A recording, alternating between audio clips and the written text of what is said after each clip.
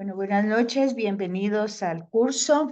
Hoy no he podido poner agenda, ni tarea, ni nada, porque no tuve acceso al portal. Estuve intentando entrar y no me dio acceso. Pero no sé si es problema mío, porque constantemente me sale aquí que el internet está limitado o no está entrando bien el internet. Así me pasó en la clase anterior. Así es que cualquier cosa me escriben o me dicen porque a mí me aparece de pronto que no sé si logran ver la pantalla, si logran ver lo que está proyectado en la pantalla. Sí, licenciada. Lo vemos. Sí, licenciada. Sí, se ve. Ujú. Entonces, ahorita vamos a trabajar, el libro que vamos a trabajar hoy es el de Siráside o Eclesiástico. Yo espero que ustedes con los libros que hemos visto y este desarrollo, que es prácticamente el desarrollo que hemos visto en cada libro, que por favor ustedes hagan las conexiones que se necesitan, que hoy las vamos a hacer para que ustedes se den cuenta cómo tienen que ir viendo como les dijera yo, cómo pueden ir viendo el hilo conductor que hay entre toda la temática bíblica y sobre todo el criterio que hay que tomar sobre lo que hemos visto de algunos libros sapienciales que fueron deuterocanónicos, quiere decir que no pertenecían al canon o no pertenecen al canon hebreo, pero sí al nuestro. Hoy vamos a hacer ese énfasis en este libro, pero ya lo hicimos, pues ya se trabajó en Cogelet, ya se trabajó en Cantar de los Cantares y se ha ido viendo en los distintos libros que hemos trabajado. Entonces, si tienen dudas, me preguntan, pero hoy voy a tratar de ser más enfática en el hilo conductor. Entonces, ya se están dando cuenta ustedes que cada uno de los libros los hemos trabajado ubicándolo siempre primero el nombre el título del libro, por qué se llama como se llama, el autor y la fecha, el lugar que ocupa en el canon, las características literarias, que es sumamente importante, la estructura y finalidad de la obra, los temas doctrinales y su influencia de estos temas en el Nuevo Testamento. Entonces, hemos utilizado casi en todos los libros esta misma estructura y el Word, pues, va a desarrollar esta temática y así lo hemos hecho, sacado pues del libro que estamos utilizando como apoyo para para este curso. Entonces, hoy pues vamos a trabajar el libro de Siráside o Eclesiástico. Y entonces les comparto el Word. Espérenme un momentito. Miran ahí el Word, el documento escrito.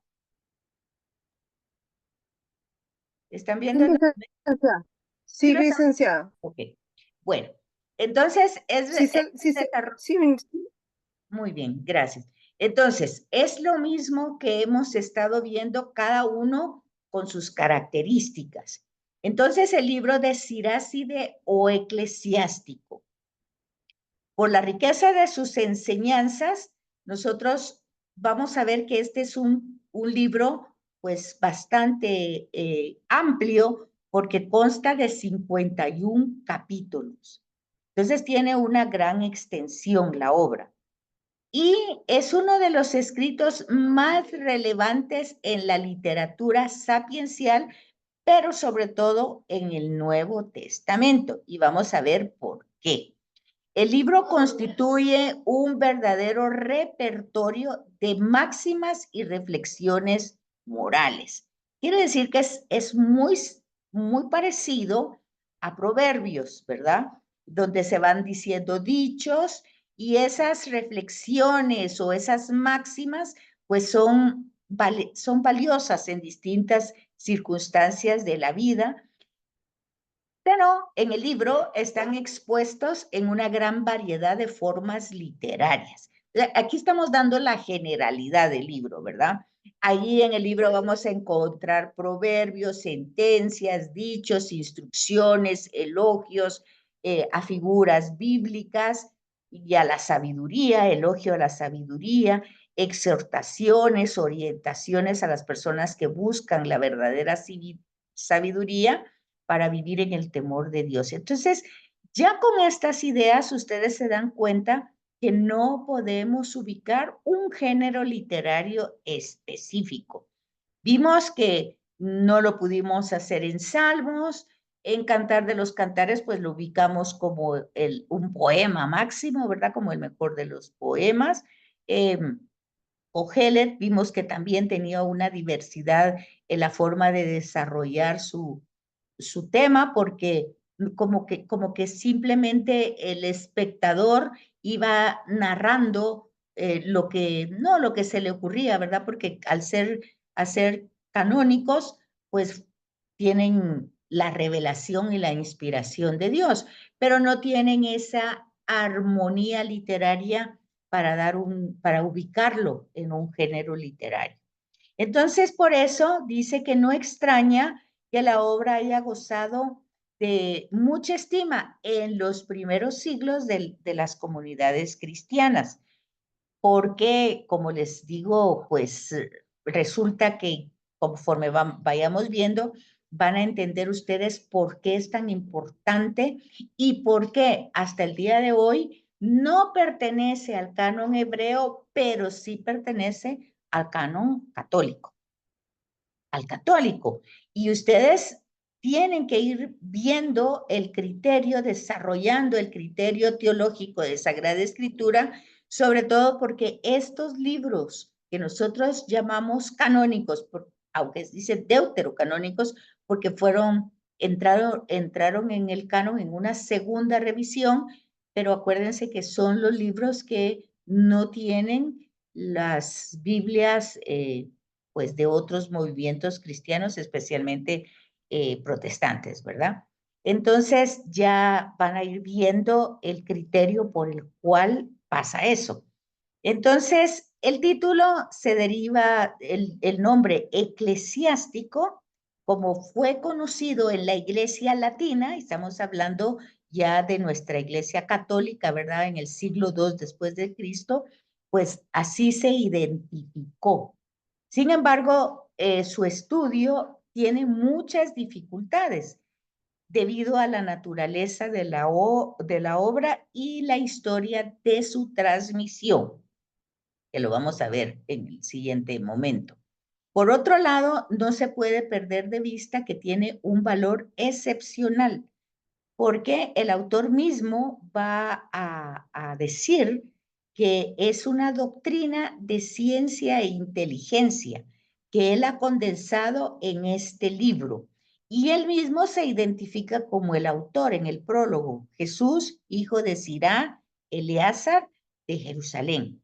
Y entonces él va a decir que esta sabiduría él la ha desarrollado, ¿verdad? A través de un estudio fecundo que ha tenido desde su juventud. Entonces, el título, que nosotros lo conocemos como Siracide, ¿verdad? O el eclesiástico, en la tradición hebrea no se reconoce la canonicidad, o sea, no está en el canon hebreo hasta el día de hoy. No ha estado y no está. Y sin embargo, por eso, cuando se hace referencia en el ambiente judío de este libro, se va a hablar del libro de Ben Sirá, del libro de instrucciones, instrucciones de Ben Sirá, proverbios de Ben Sirá. Esa va a ser la forma de identificarlo y no es porque esté en el canon hebreo, sino porque está en el Talmud o en otros escritos que lo mencionan o que hacen relación o referencia a alguno de sus versículos, ¿verdad? Entonces, en la Biblia hebrea, pues carece de ubicación y de nombre o de título. Y luego, para nosotros, el término eclesiástico, pues se difundió en el siglo II y III de nuestra era cristiana, utilizado básicamente por San Agustín. Entonces vean ustedes el proceso. El libro se encuentra en hebreo, porque la arqueología ha descubierto algunos trozos de ese libro. Sin embargo, todo el hebreo luego, ¿se acuerdan ustedes que se tradujo al griego? Luego, San Jerónimo en el siglo IV traduce del griego al latín, que es lo que se va a llamar la Vulgata. Y entonces, San Agustín está antes de San Jerónimo, ¿verdad? Entonces, San Agustín ya utilizaba este texto y San Jerónimo lo introduce en el canon de la traducción que él hace en la Vulgata. Pero fue hasta el Concilio de Trento, estamos hablando 500 años antes de nosotros, donde este documento, pues, ya se ubica como parte del canon, como un documento magisterial, ¿verdad? Como parte dogmática de que realmente este libro pertenece al canon de nuestras Biblias católicas. Cuando ustedes oigan de los libros deuterocanónicos que no pertenecen en las Biblias protestantes, pues nosotros estamos viendo todos esos procesos, ya lo hemos visto anteriormente, porque o no mencionan mucho los temas bíblicos del Antiguo Testamento, porque no mencionan el tema de la alianza, de la elección, cierta historia de Israel. Entonces, no se tomaron como canónicos. Pero en este caso, pues las primeras comunidades cristianas, empezando por San Agustín, pues tomó esto mucho en su doctrina. Y entonces, pues ya estaba utilizado y San Jerónimo pues lo introduce en su traducción. Luego, ¿cuándo vamos a ubicar la fecha, el autor y la composición? Bueno, en cuanto al autor, pues nosotros vamos a ver que en el prólogo y en el epílogo vamos a encontrar datos autobiográficos, o sea que el mismo autor va a referir o a revelar ciertos datos que lo identifican como autor del libro, ¿verdad? Él mismo en el prólogo indica que es Ben Sirá, que había vivido un poco entre el siglo III y II antes de Cristo en Jerusalén y que él constantemente, asiduamente, se había dedicado a la lectura de la ley, los profetas y otros escritos. Quiere decir que había estudiado profundamente la Torá, los profetas y, digamos, los libros de los reyes, en los libros de Samuel, otros libros, ¿verdad?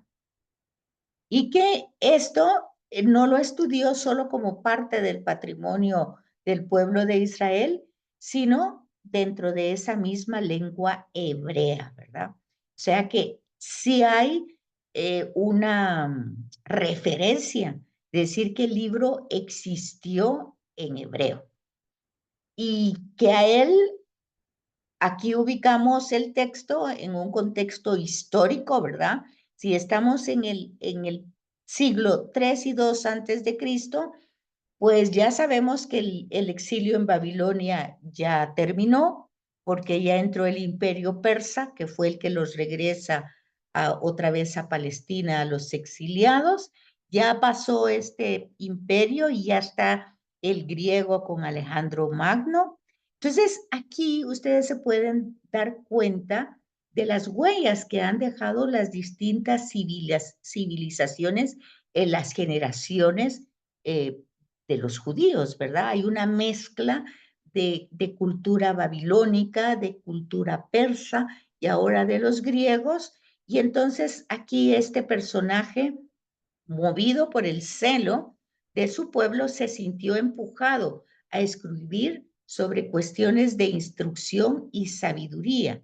De modo que los amantes del saber, una vez que hubieran asimilado esta enseñanza, pudieran progresar cada vez en una conducta de acuerdo con la Torá, o sea, con la ley, ¿verdad? Y así lo explica él en el prólogo. Entonces, esta información, pues, él mismo la da. Y luego en el epílogo, que es la parte final, en el capítulo 51, Ben Sirá evoca con gozo los esfuerzos con los que desde su juventud buscó ardientemente la sabiduría. Entendida, aquí esto es pues, importante, cómo entiende la sabiduría como conducta religiosa a seguir, pidiéndola en oración y frecuentándolo en círculos donde habían tertulias con los sabios, esforzándose en una escucha asidua para asimilarlo y siguiendo sus huellas, teniendo celo por el bien, alegrándose en el corazón al verla florecer y luego divulgándola, ¿verdad?, con sus enseñanzas. Eso lo dice al final en el epílogo. Entonces ahí él está dando información del autor. Tanto así que su casa se convirtió en Bet Midrash. Bet significa en hebreo casa y es la segunda letra de su alfabeto, ¿verdad? Y significa entonces, y Midrash, pues es enseñanza, Midrash. Entonces es la escuela o casa de estudio o de enseñanza. Y entonces aquí vamos viendo desde la misma escritura del libro, ¿verdad?, que la personalidad de Ben Sirá corresponde perfectamente a un escriba o sabio en el libro esta figura es muy elogiada, ¿verdad?, con tonos que él mismo desarrolla en la autobiografía pequeña que él va a presentar tanto en el prólogo como en el epílogo.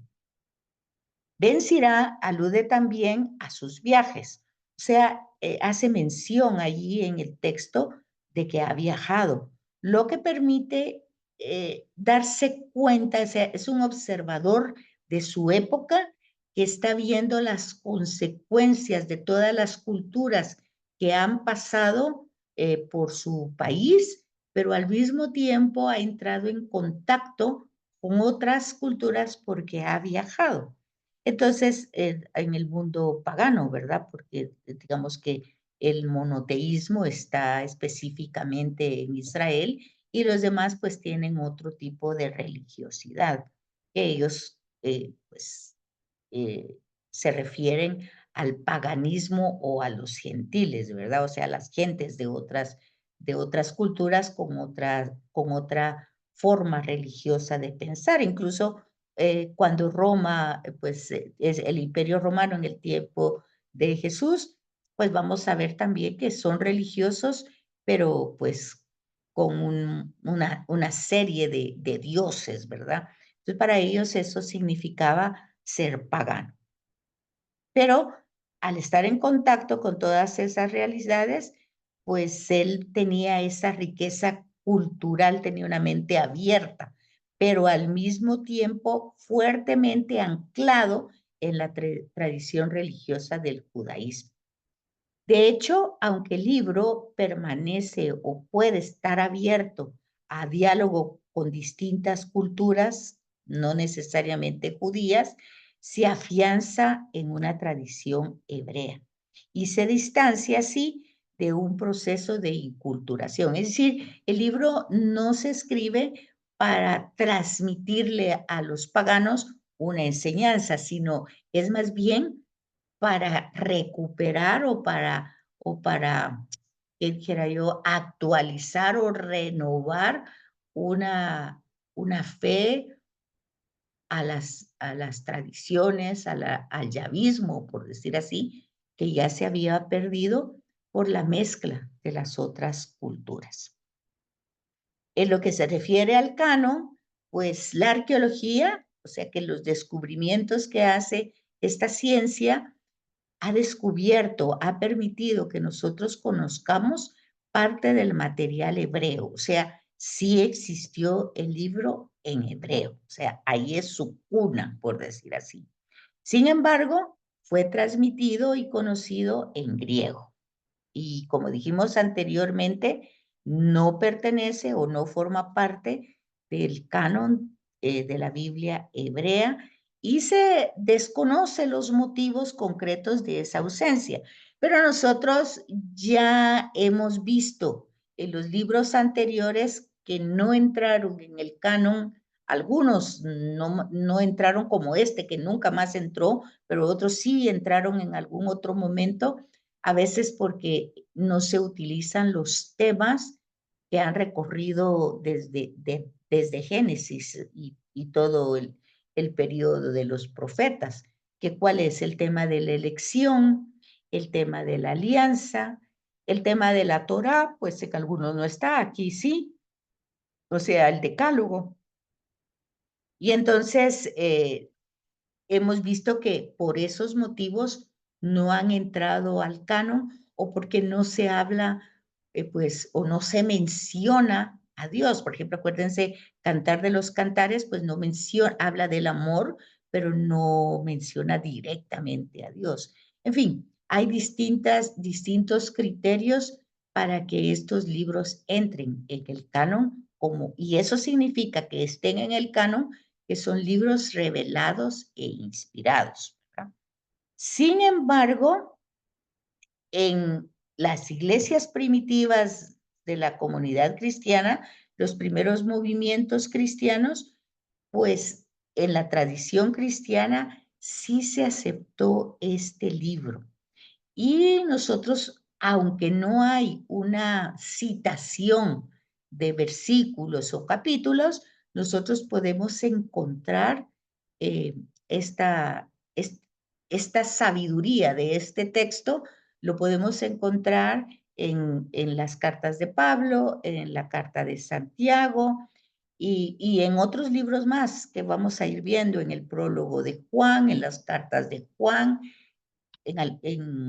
también vamos en los himnos cristológicos y sobre todo, ¿por qué vamos a encontrar ya dentro del libro como parte del canon el libro de Eclesiástico?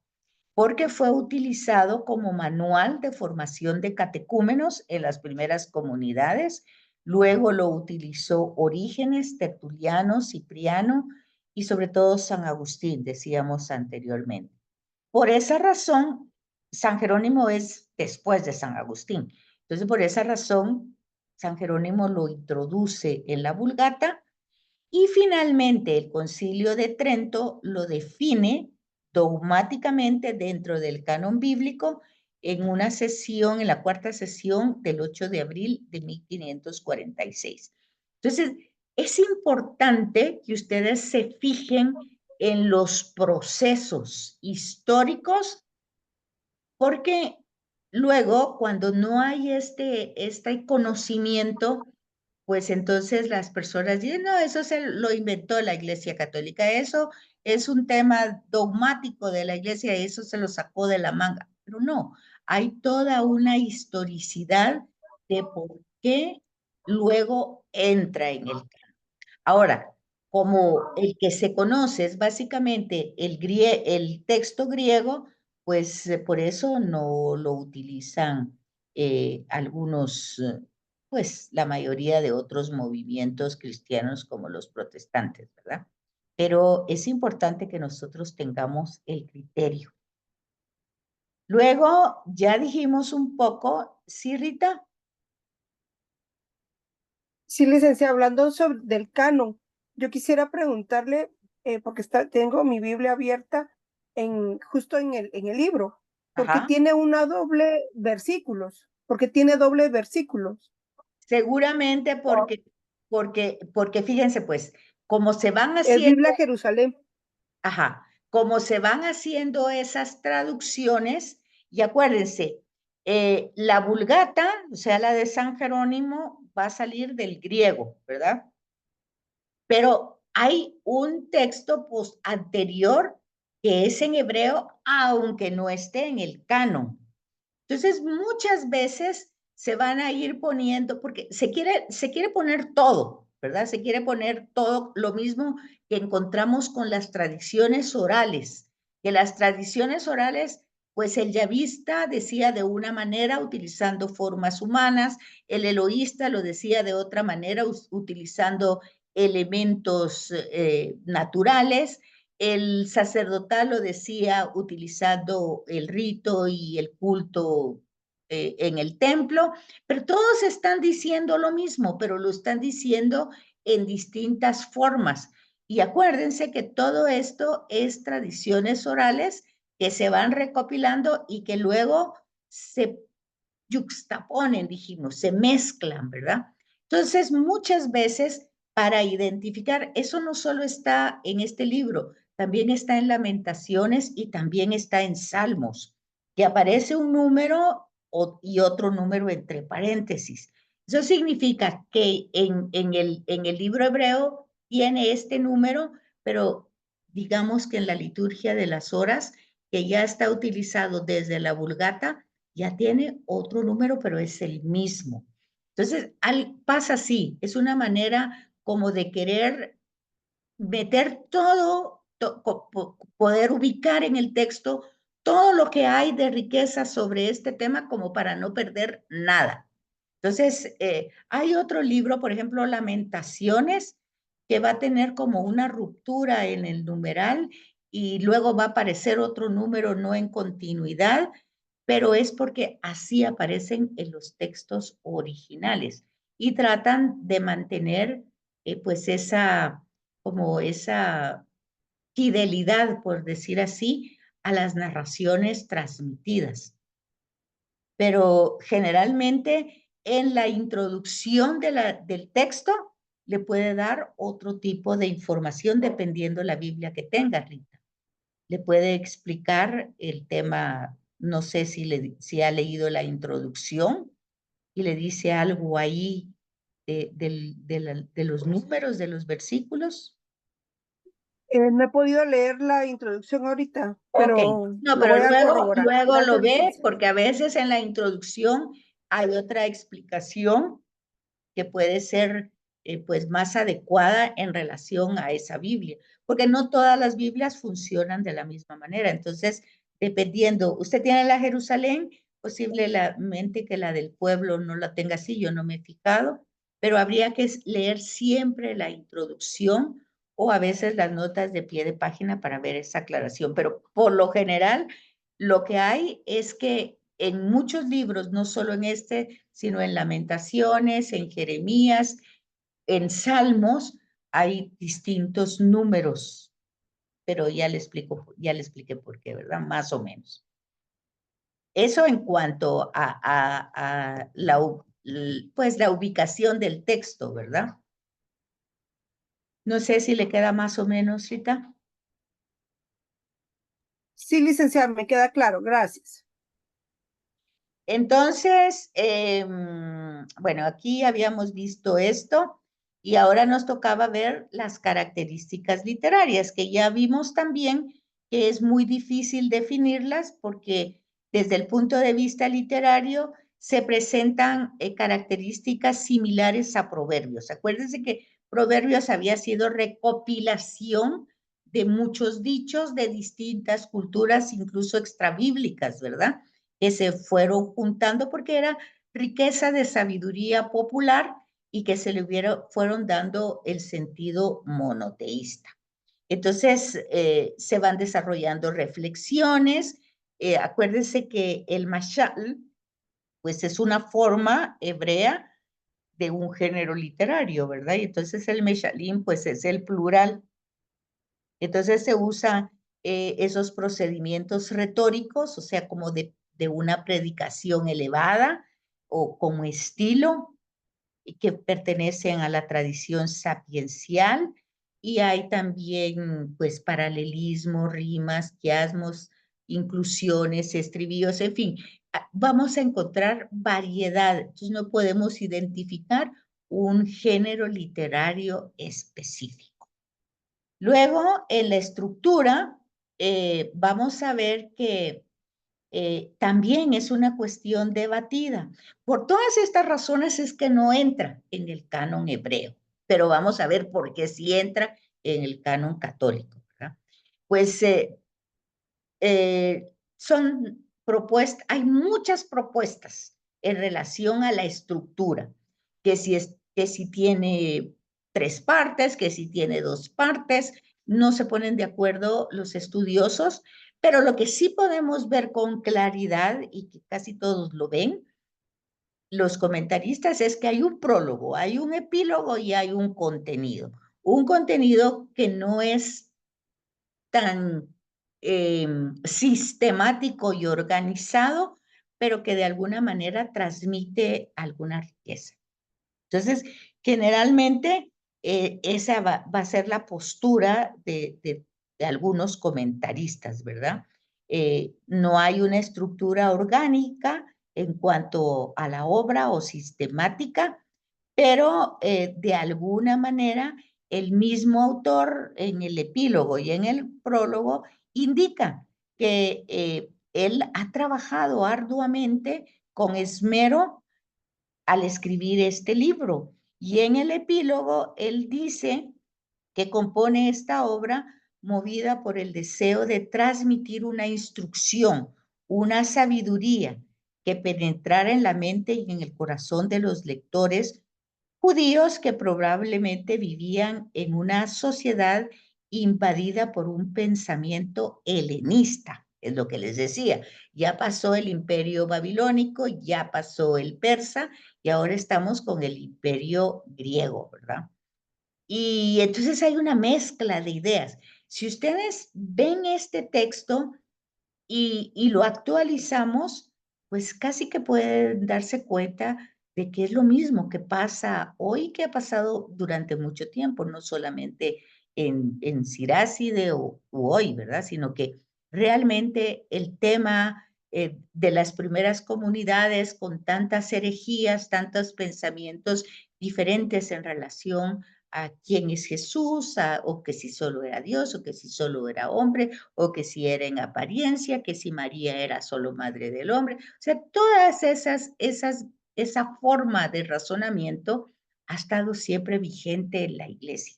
Entonces, este personaje trata de hacer lo que luego hacen en nuestra época los concilios o los sínodos, como el que estamos viviendo, ¿verdad? De poner las cosas en su lugar para tener una sola fe, un solo bautismo, un solo Señor, una sola iglesia. Muy difícil lograrlo, ¿verdad? Porque es sínodo, caminar juntos, llevar toda esta enseñanza con un mismo criterio, pues casi que es esta misma postura de Siráside, ¿verdad?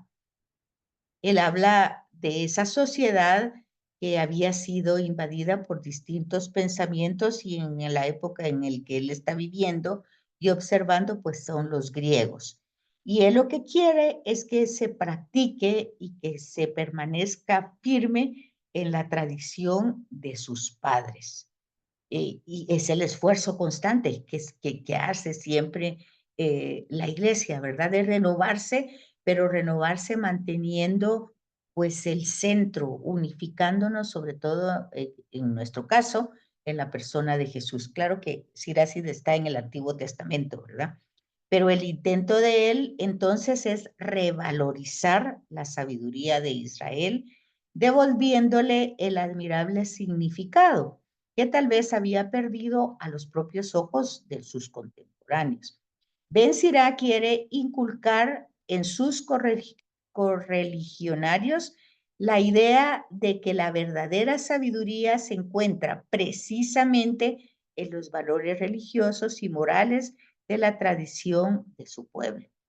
Punto luminoso de referencia, vasto y eficaz, el único capaz de conducir la vida a una vida desplegada con rectitud, evitando el peligro, sobre todo del mal, del pecado, causado por las distintas filosofías paganas y por la mentalidad de la época.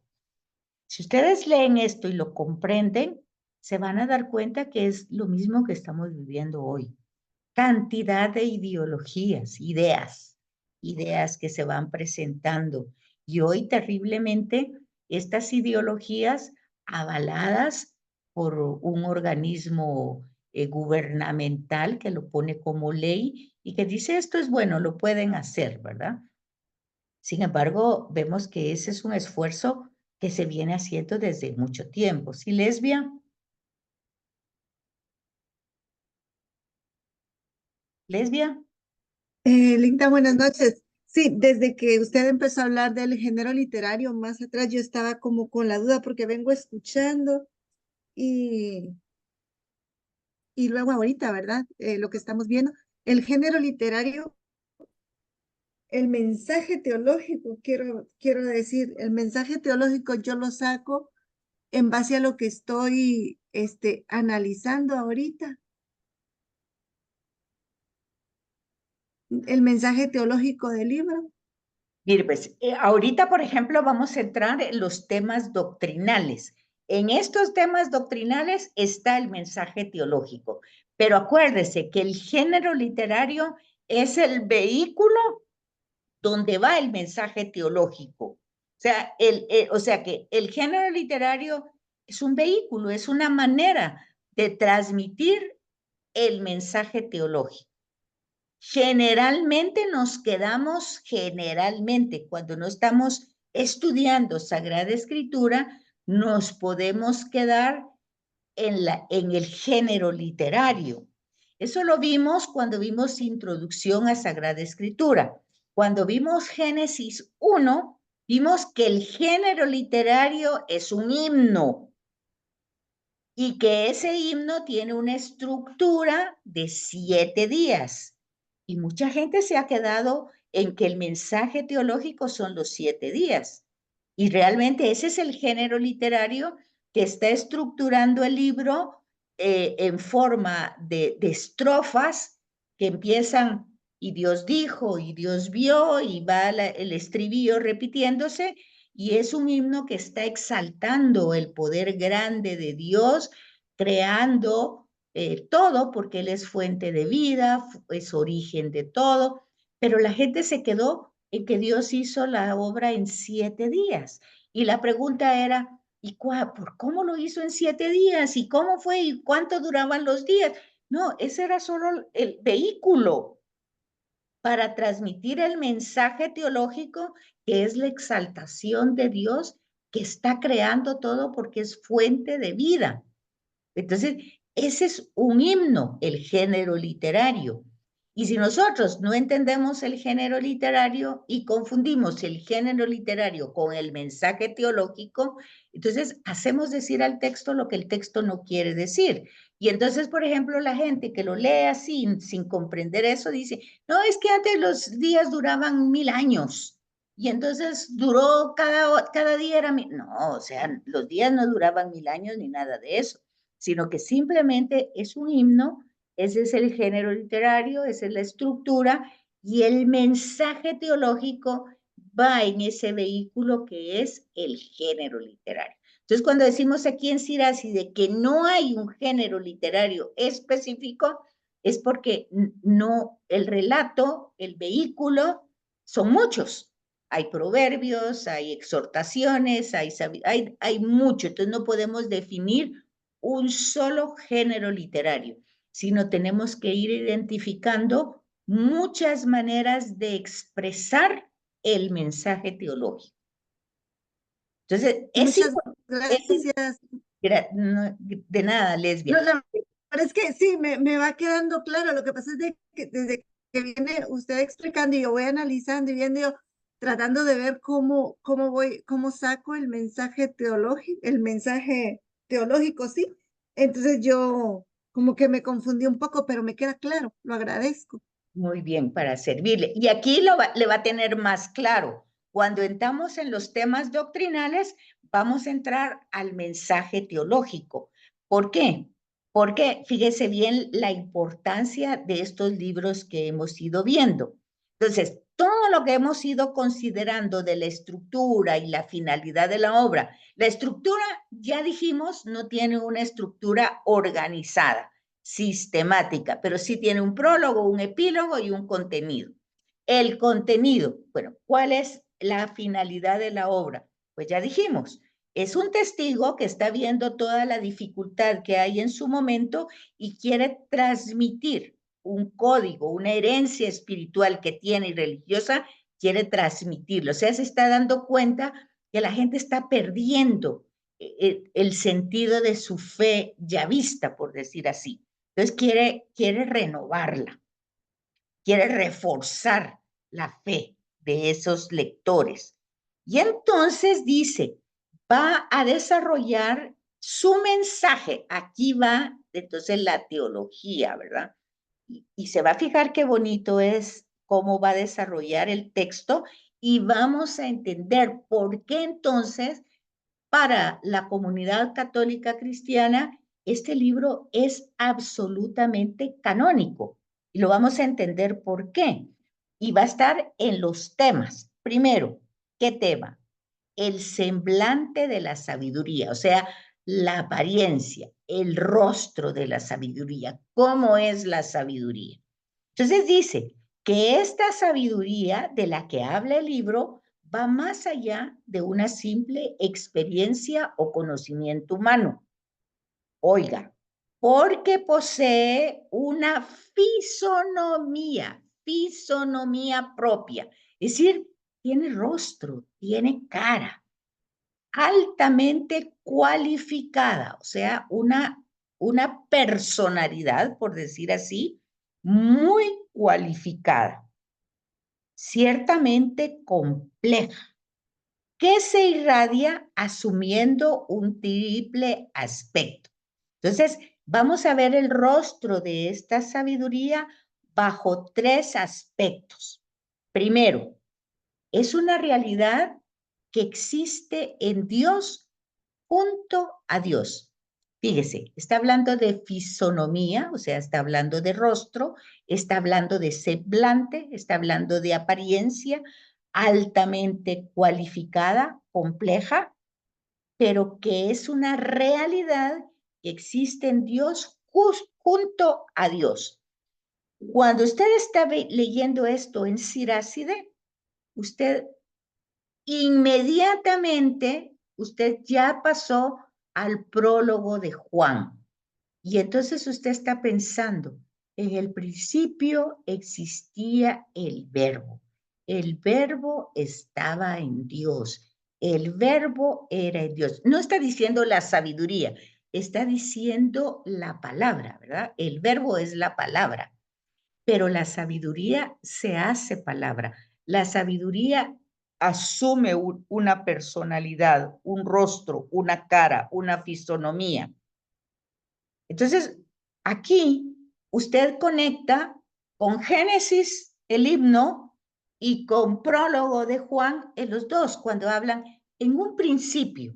En un principio en la escritura no significa en un inicio, significa en la escritura, teológicamente hablando, desde siempre, en un principio, desde siempre, como cuando dijéramos, había una vez, eso había, pues estaba ahí desde siempre, pero de pronto se vio. Entonces, en un principio, bíblicamente, significa desde siempre.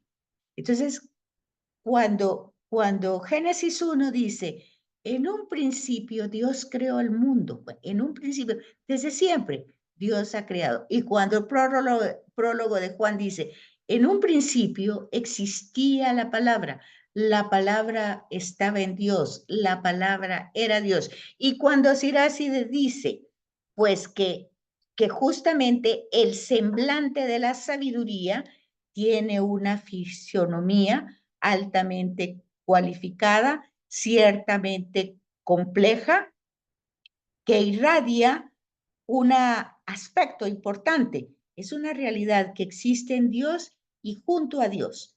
Entonces usted ya conectó con Génesis 1, que la palabra estaba en Dios, era Dios, y en prólogo de Juan, que esa palabra estaba en Dios, era Dios, y sin él no fue hecho nada. Y usted ya entró en automático a Génesis 1 y al Evangelio de Juan en el prólogo. Usted ya entendió que quién está hablando de esta sabiduría. Pues ya esta sabiduría para nosotros, como fue para las primeras comunidades cristianas, ya tenía un nombre, Jesús de Nazaret. Así de sencillo. Entonces, es la sabiduría de Dios. el rostro mismo de Dios.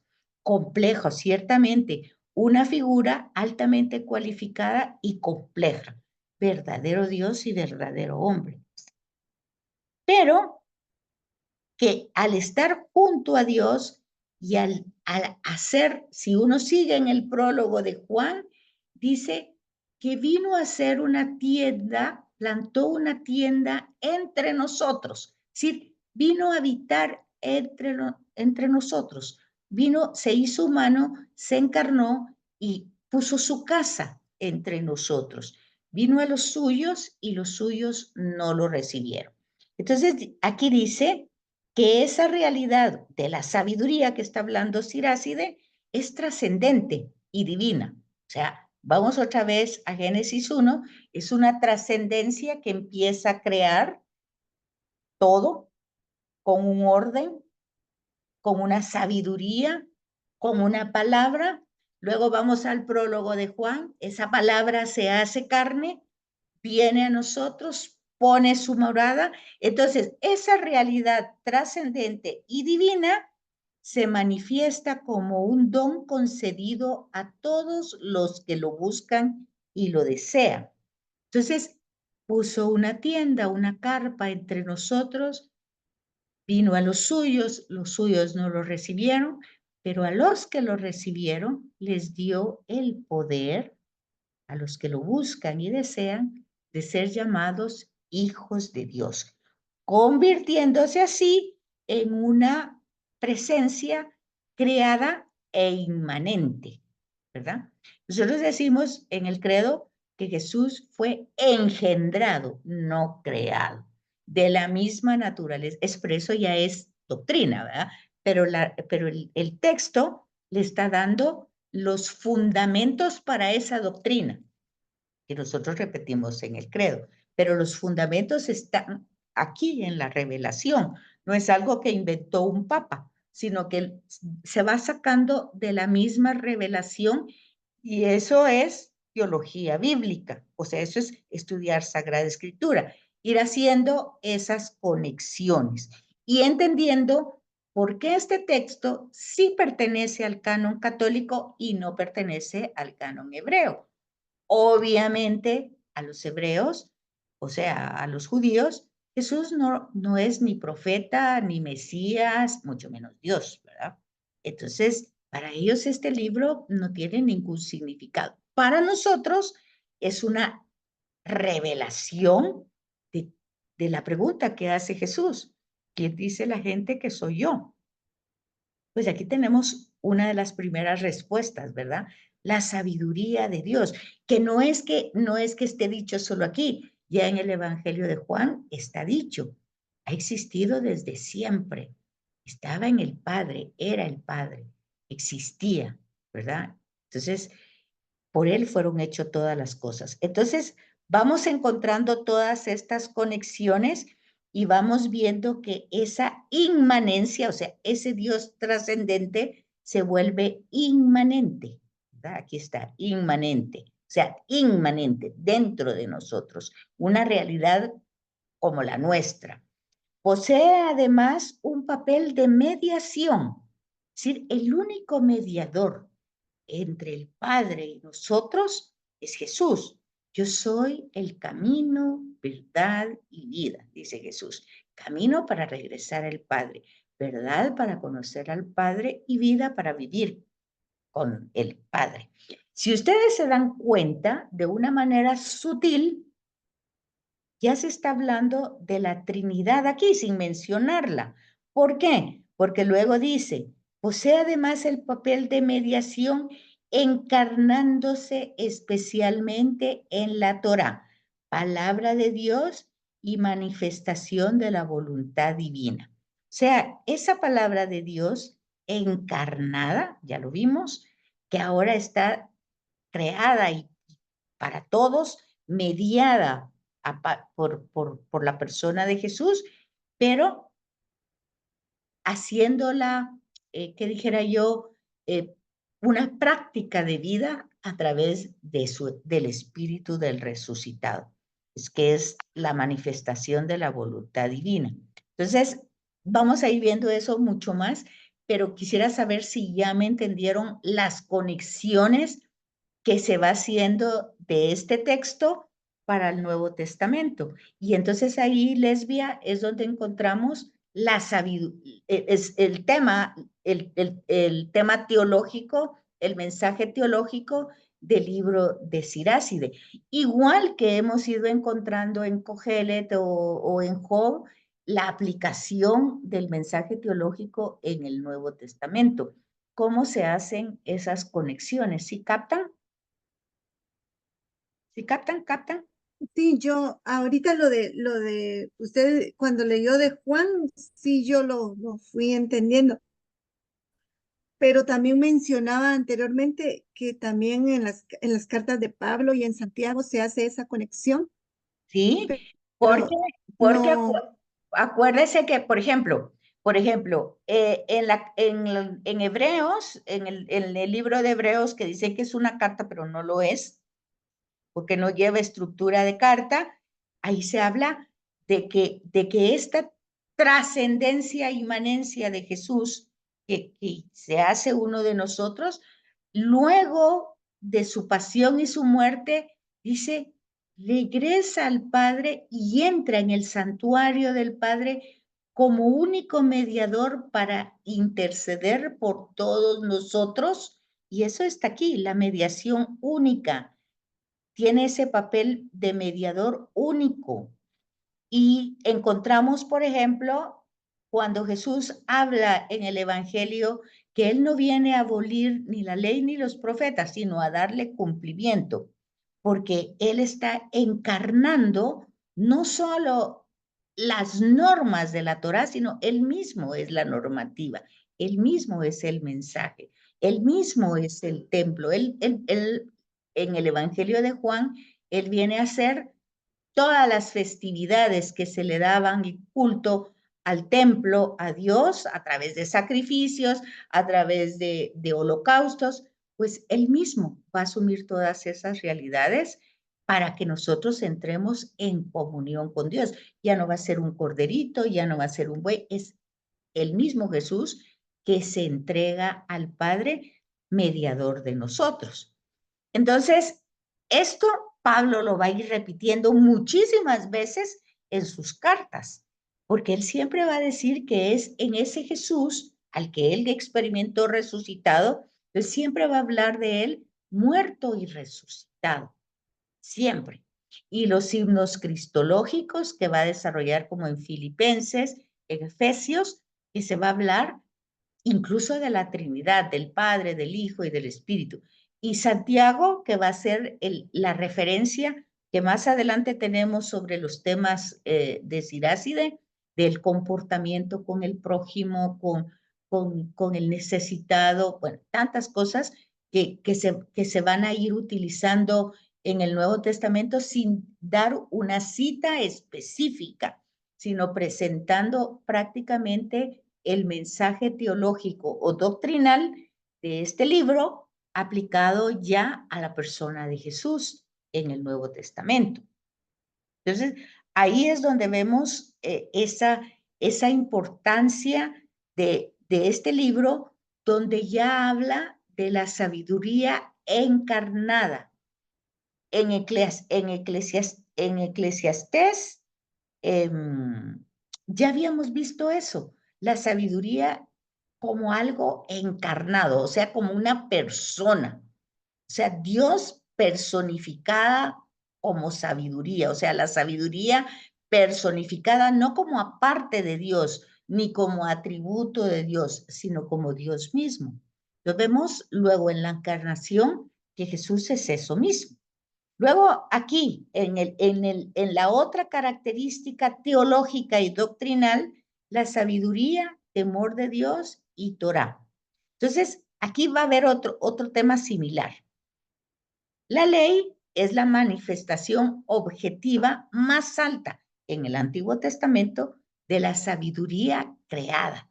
Es decir, es la sabiduría de Dios como fuente de vida que crea. Muy bien. Pero luego, esta sabiduría subjetivamente se va a expresar con el temor de Dios. Esto ya lo hemos visto en otros libros, pero aquí lo importante es que va a explicar cómo es ese temor de Dios. Entonces dice que ese temor de Dios es entendido como camino hacia la sabiduría y plenitud de ella. Por ese motivo, el temor de Dios es llamado principio, plenitud, corona y raíz de sabiduría. Fíjense, si nosotros hemos rezado el rosario y hemos meditado los misterios de Jesús, porque eso es lo que se hace en el rosario, meditar los misterios de Jesús, y alabar a María por ser llena de gracia y pedirle a ella que interceda como ruega por nosotros ahora y en la hora de nuestra muerte. Entonces, luego vemos las letanías, y en las letanías nosotros la vemos como puerta del cielo, como arca de la alianza, como principio de gracia, como plenitud de todos los dones del Espíritu, en los misterios gloriosos como coronada, como raíz de sabiduría. ¿Y todo por qué? Pues lo vemos sintetizado en el Magnificat. Cuando ella es elegida para ser madre de Jesús, pues ella no se atribuye todas las características por las que fue elegida, sino que al contrario, alaba a Dios en el Magnificat, porque dice, ha hecho cosas grandes en mí. El que todo lo puede, el que todo lo sabe, se fijó en la pequeñez de su esclava, y a partir de ahora todas las generaciones pues me van a alabar. Pero la alabanza no es para ella, es para Dios. Entonces, aquí es donde se entiende el temor de Dios como principio de plenitud, de corona y de raíz. Salve raíz, salve fuerza o salve puerta, se le dice a María, ¿verdad? ¿Por qué? Porque es de la raíz humana que acepta que el Hijo de Dios se encarne en ella, ¿verdad? Entonces, cuando ella se coloca como esclava del Señor y hágase en mí según su palabra, pues entonces está todas estas características de una sabiduría que se refleja como temor de Dios, pero no como miedo, sino como un temor que aquí lo está explicitando, como un llamado, ese temor como principio, plenitud, corona, raíz. Un temor de Dios, un temor al Señor, es la gloria, el honor, la alegría, la corona y el júbilo. Entonces, ese temor de Dios consiste en actitud de confianza, de reverencia, y eso lo vemos en María y lo vemos en Jesús también, obviamente, ¿verdad? Porque si ustedes leen el Evangelio de Juan, se van a dar cuenta que Jesús no dice nada original. Todo lo que dice es lo que el Padre quiere que diga. Todo lo que hace es lo que el Padre quiere que haga. Él conoce al Padre, el Padre lo conoce. Quien ve a Jesús ve al Padre, el Padre y él son uno. Entonces hay una fundición entre el Padre y el Hijo. Y esa fundición es digamos que es la otra persona, que es el Espíritu Santo, o sea, es el amor que los funde, ¿verdad? Entonces, nosotros vamos viendo en este libro figuras que van anticipando una presencia que luego las primeras comunidades cristianas la identifican claramente en la persona de Jesús. Porque entonces este temor de Dios consiste en una actitud confiada. Vamos a ver a Jesús que sabe, porque sabe que su misión lo va a llevar a una muerte dolorosa. Lo sabe, lo sabe. No es que lo sienta, lo sabe, es consciente de eso. Pero a pesar de que es consciente de eso, él continúa su misión, su camino, que los sinópticos lo van a presentar como un camino que va desde Galilea hasta Jerusalén, donde muere, ¿verdad? En cambio, ya eso lo dijimos una vez, son dos cristologías diferentes, las de presentar a Jesús y de presentar a Dios. La cristología de los sinópticos decíamos, una cristología ascendente, porque presenta a Jesús humano que lleva su ministerio desde Galilea hasta Jerusalén, ahí muere y asciende al Padre. Y en cambio, la de Juan es descendente, porque presenta a Jesús desde siempre. En el principio existía la palabra estaba en Dios, la palabra era Dios, por él fueron creadas todas las... Es una cristología que empieza desde la eternidad y desciende a la humanidad. Son dos perspectivas que dicen lo mismo, pero que lo dicen en forma diferente. Entonces, pero lo que va ahí es justamente esa actitud confiada de Jesús, esa actitud confiada de María, de José, de los personajes que se van desarrollando como que están permitiéndole actuar a Dios que entre en la historia. Es una actitud reverente, humilde, con respeto. Es una relación filial, amorosa, intensa, viva con Dios, basada en qué se basa toda esta actitud, en la conciencia y en saber la bondad, conocer, experimentar la bondad de Dios. Además, esta actitud es de humildad, porque nosotros experimentamos esa bondad de Dios no por merecerla. Pablo va a decir eso. Pablo me amó cuando yo era pecador, cuando yo no merecía que me amara. Entonces, no es que vamos a encontrar citas específicas en los evangelios o en las cartas de Pablo o Santiago o en el prólogo. No vamos a encontrar, pero sí encontramos el mensaje de Siracide aplicado a las personas, viendo realmente en qué consiste el temor de Dios, es obedecer a esa voluntad divina. ¿Y cuál es la voluntad de Dios? Pues la voluntad de Dios es que todos se salven, que todos nos salvemos. Entonces, y aquí vemos a todas estas personas que están contribuyendo para esa historia de la salvación. De hecho, todos los del Antiguo Testamento, desde Abraham hasta nosotros aquí, pues se supone que estamos haciendo eso, provocar la salvación no solo mía y de mis hijos y de mis primos y hermanos, y no solo es un tema privado, es un problema universal.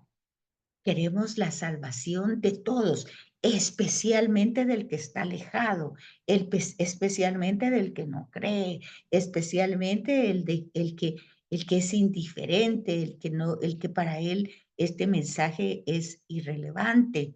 Entonces, por eso el tema de la misión no es el tema del proselitismo. No llevamos a Jesús para que haya mucha gente, no. De hecho, en el domingo ayer, veíamos el Evangelio. Jesús va apretujado por una muchedumbre, pero la muchedumbre que lo toca por todos lados no saca de él ningún, digamos, ningún don. Solo aquella mujer que intenta tocarle solo la orilla de su manto. Entonces, no es que salieran de él por todos lados chispas, sanando, aliviando, no. Y Jesús le dice a esta mujer, tu fe te ha sanado. No fue que me tocaste, fue la actitud con la que lo hiciste, fue tu fe. Entonces, fíjense que el sacerdote de la misa de ayer en su homilía decía, esa mujer le tocó el manto y nosotros nos alimentamos de su cuerpo. O sea, ¿verdad? Porque, ¿qué quiere decir? Que ella le tocó solo el manto, pero lo hizo con una fe tan grande que cambió su realidad. Y nosotros comemos su cuerpo, su sangre, su alma, su divinidad, la entramos en nosotros y no hay ningún cambio. ¿Qué será? Pues el tema es la fe. Y lo mismo pasa con Jairo. Su hija ya está muerta. Y le dicen, no molestes al maestro, pero la fe de ese hombre, pues lo lleva hasta ahí. Y Jesús dice, no, no está muerta, está dormida. Otra vez, un tema, ¿verdad? Y entonces el sacerdote ayer explicaba, para los romanos, el lugar donde enterraban a los muertos se llamaba necrópolis. Necro, muerte, polis, pueblo, pueblo de muertos. Para nosotros, los cristianos, se llama cementerio, es dormitorio, está dormido. O sea, ¿pero creemos eso? Ok, entonces sí, las pautas están dadas y la sabiduría está puesta y está encarnada, pero nosotros debemos participar de esa realidad. Entonces, aquí vamos viendo las distintas características. Dice, entonces, la sabiduría de la que habla Siráside, en definitiva, no consiste en una actitud filosófica del espíritu, o sea, filosofía, ideas, pensamientos. No trata de eso, sino es una reflexión, no es tampoco una reflexión meramente humana, sino una manifestación del ser de Dios. La máxima manifestación del ser de Dios es su encarnación. Y su máximo milagro es su resurrección. Entonces, eso es importante. Y eso se difunde en la creación, haciéndolo partícipe de su sabiduría. Es decir, eso lo dice Pablo. La creación misma está gimiendo el renovarse, el volver a tener su vitalidad original. Más hoy cuando vemos ríos de basura por todos lados y todo el gran desastre, pues sí, la naturaleza clama, gima, llora, porque no logra renovarse. Entonces, esa manifestación de Dios que se difunde en la creación y que quiere hacer partícipe a toda la creación, obviamente incluyéndonos, quiere ser partícipe de esa sabiduría. Eso es Jesús de Nazaret, que ha entrado en la historia de los hombres y que especialmente es un judío. Entonces, ha nacido como judío en el pueblo de Israel. ¿Y cómo lo ha hecho y por qué lo ha hecho? Como donación divina. No hay otra explicación, por amor, un don gratuito. Pues la sabiduría no se adquiere por el esfuerzo humano, sino viviendo en ese temor. O sea, pues ya hablamos de toda esa manera que Siráside entiende el temor de Dios y que nosotros nos damos cuenta en los personajes del Nuevo Testamento cómo actúan y que ahí es donde nosotros tendríamos que tener el ejemplo.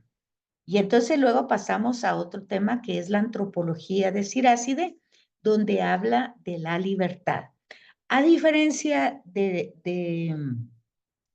Deuteronomio, que presenta la libertad, pero presenta, por ejemplo, aquí te presento dos realidades, la vida y la muerte, escoge.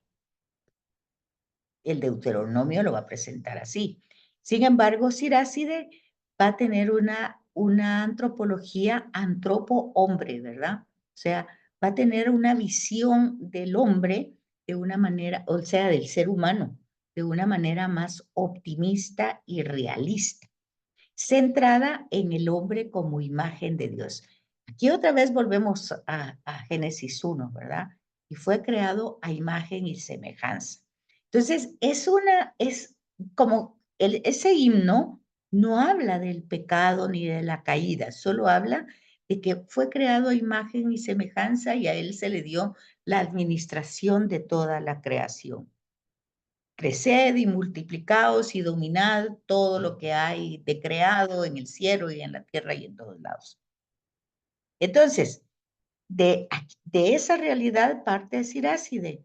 Y entonces habla de esa libertad que goza el ser humano. Entonces, fíjense que eso tiene sus implicaciones, Porque si Dios nos ha dado una libertad y nosotros tenemos el libre albedrío, o sea, la libertad de usarla, aceptándolo o rechazándolo. Si lo rechazamos, no tenemos por qué ser castigados. ¿Por qué vamos a ser castigados si es un don que se nos ha dado y tenemos ese derecho? Sin embargo, eso está referido en los primeros 11 capítulos. Sí, tenemos ese derecho y podemos hacerlo. Sin embargo, no hay castigo, hay consecuencias de nuestros propios actos y los primeros 11 capítulos hablan de esa consecuencia. Es personal y es también afecta a todo lo cercano a nosotros. Entonces, Siracide va a ir desde esa perspectiva, donde afirma esa eficacia extraordinaria. Entonces, la sabiduría, pues no es que va a ser del miedo, que me castiguen, que si no hago, no. Es decir, yo no quiero, no quiero asumir el mal para no desarrollarlo. O sea, es una libertad, pero una libertad que no quiero afectarme como consecuencias de un mal acto y luego afectar a los demás. Es algo no que me reprimo, no que yo hago el esfuerzo, no, es parte de la sabiduría del libre albedrío de no provocar, desarrollar más mal, ¿verdad?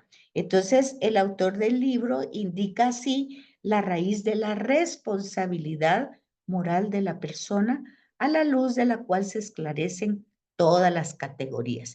Ahora, en este libro, él va a tocar también el tema de la retribución.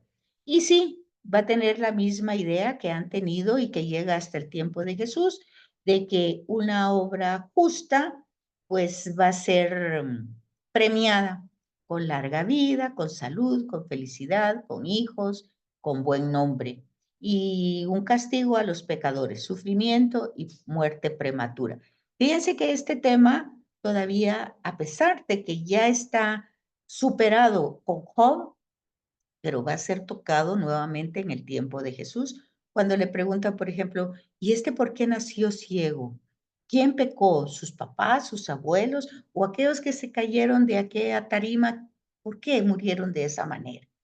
Entonces, hay que darse cuenta de que estas mentalidades, incluso todavía habrá gente que piense, ¿verdad? Que Dios castiga y hay que hacer las cosas. Si no voy a misa, Dios me va a castigar y mejor si no hago esto, Dios me va a castigar. Bueno, siempre está pensando que el temor de Dios es tener presente un castigo y tener presente a Dios como un auditor que está fijándose más en las veces que fallamos y que no nos mira tanto con amor de padre, sino como un auditor que nos va definiendo un camino equivocado que tenemos para castigarnos.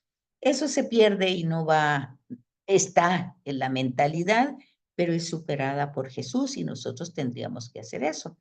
Entonces, al final, pues el humanismo que se va a proyectar va a ser un amplio abanico de temas de orden moral, cómo debemos relacionarnos con el prójimo, con los padres, con los pobres, cómo debe ser nuestra actitud moral con la familia, con el cónyuge, con los amigos, si vamos a dar un consejo, en relación a la salud mental, al uso sabio de las riquezas. Bueno, todo eso es el contenido del libro que, como dije, no tiene una forma sistemática organizada, pero que va desarrollándose como parte importante del contenido. Y un argumento de particular interés es cómo este texto se va a utilizar en la tradición litúrgica religiosa, o sea, en el culto, ¿verdad? Que es el que se intenta recuperar. Y al final, lo que ya hemos dicho, que en el Nuevo Testamento lo encontramos, como ya vimos en el prólogo de Juan, en las cartas de Pablo con un sentido trinitario, sobre todo en los signos cristológicos, en las referencias que hace Pablo de Jesús, que es el Señor, que toda rodilla se doble, en la sabiduría de Dios, que es un escándalo para los griegos y una locura para los judíos, pero que es la sabiduría de Dios. También el tema de la encarnación en el prólogo de Juan, en las cartas de Juan. Sé que nosotros podemos encontrar muchos temas de este texto en la persona de Jesús, aplicado tanto en el Evangelio de Juan, en las cartas de Juan, en Pablo, en Santiago y en otros textos, en Hebreos, como decíamos, ¿verdad? Pero no hay citas, no hay concordancias, es decir, que ustedes van a encontrar al margen, esto lo encuentran en tal parte de decir así. No, no hay esa definición, pero sí está en sí el contenido. Así es que esto es todo por hoy y muchas gracias por haberse conectado. Y cuando les voy a pasar la grabación al chat porque no he logrado entrar a la plataforma. No sé, no tuve entrada ni ayer ni hoy. Así es que pasen feliz noche y feliz semana, feliz mes, feliz de todo. Buenas noches, licenciado. Gracias, Feliz licenciada. noche a todos. Feliz noche, licenciada. Licenciada, una pregunta. Dígame, Rita. Igual hay que subir la tarea con el mismo formato en el que hemos venido trabajando. Sí, pero no he logrado poner la tarea, porque fíjese que hoy que iba a poner la agenda otra vez, no me dio acceso, no pude entrar al Moodle de la escuela. Entonces voy a esperar mañana tal vez, porque como por tanta lluvia y tanta cosa no está muy bien internet, no sé cómo estén ellos, pero no pude ni ayer ni hoy. Así es que Ok, voy a está poner la bien, licenciada. tarea, pero Feliz para noche. que la puedan subir, tengo que poner la tarea y todo para que la puedan subir ahí. Ok, gracias, licenciada. Pase Vale, Rita, feliz noche, feliz semana. que descansen, feliz noche. Adiós. Adiós.